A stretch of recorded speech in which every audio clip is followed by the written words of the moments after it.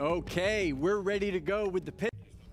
Oso ondo, bagaude prest pitzetara pasatzeko. Lehenik eta behin, gurekin dago Unai.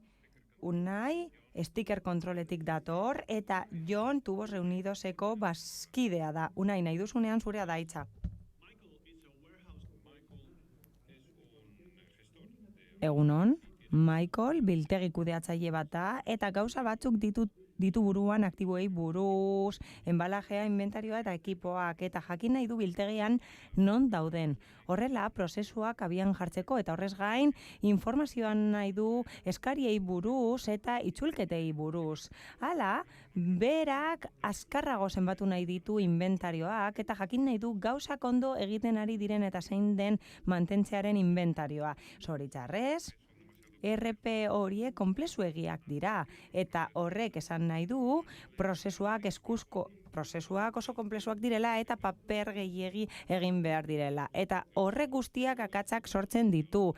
Eta horre baditu akatsak, adibidez ez dira mantentze politikak betetzen. Eta gainera zaila da jakitea non dauden inventarioko elementuak eta horrek dirua kostatzen du. Hala, guk sticker kontrolen software bat garatu dugu aktiboak kontrolatzeko eta horrela operazioak hobetzen dira. Guztia zentralizatzen da sistema batean eta ez dira lan fluxuak aldatzen. Gure web zerbitzuak zubi paregabea dira IoT industrialaren eta kudeaketa sistemaren artean, biltegiak kudeatzeko sistemaren artean. Gauzen interneta simplea da sistema hauetan baditugu modulu batzuk zure premietara egokitzen direnak eta datuak eman ditzakegu sistementzat. Eta gainera, front-end sistema gisa erabil daiteke browserraren erabilera horrekin. Gure filosofia zein da? Gure filosofia hauze da, premiazkoenak diren gaiak ebatzi behar dira, eta gero laguntza ematen dugu 4.0 industriara pasatzeko zuen operazioetan. Mila esker. Jon Intxausti, the Operation Technology Manager of Tubos Reunidos. Jon Intxausti naiz, eta Tubos Reunidoseko Project Manager naiz, eta gaur azalduko du nola garatzen diren gure tresnak. Hala?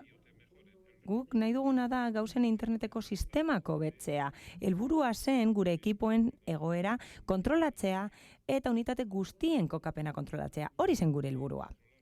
Gure helburua zen horrez gain prozesua kontrolatzea, noski.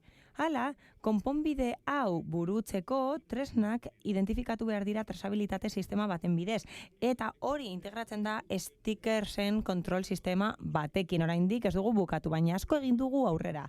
Eta ziur gaude konponbide honekin, sticker kontrolen konponbide honekin, noski aukera izango dugula jakiteko non dauden tresnak horrela, akatsak saiestuko ditugu, eta noski kontrol handiagoa izango dugu igesketa prozesuetan eta noski prebentziozko mantentzelana hobetuko dugu. Zorionak eman nahi dizkiot sticker kontroli bere lana zoragarria izan delako. Eskerrik asko zuen laguntzagatik.